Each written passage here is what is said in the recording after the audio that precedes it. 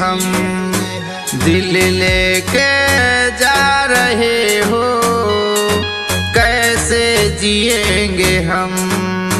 जब याद तेरी आएगी, रो रो मरेंगे हम। जब याद तेरी आएगी, रो रो मरेंगे हम। दिल लेके जा रहे हो, कैसे जिएंगे हम। दिल लेके जा रहे हो, कैसे जिएंगे हम। जब याद तेरी आएगी, रो रो मरेंगे हम।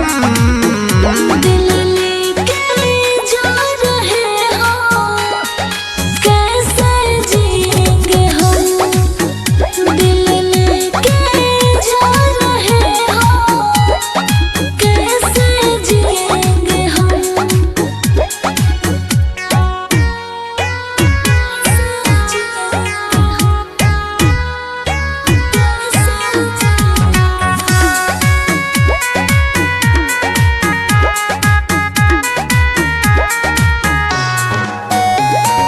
तोता बना के आपको पिंजरा बनेंगे हम। तोता बना के आपको पिंजरा बनेंगे हम।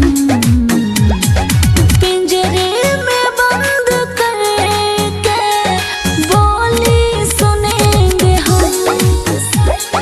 पिंजरे में बंद करके बोली सुनेंगे हम।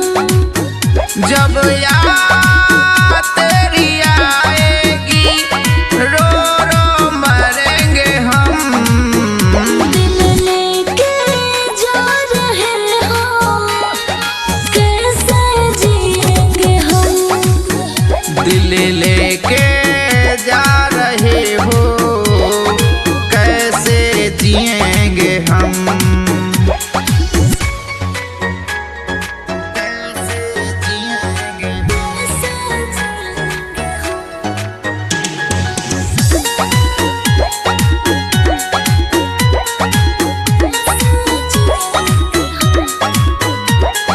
माली जो आया बाग में, करता करम कलम।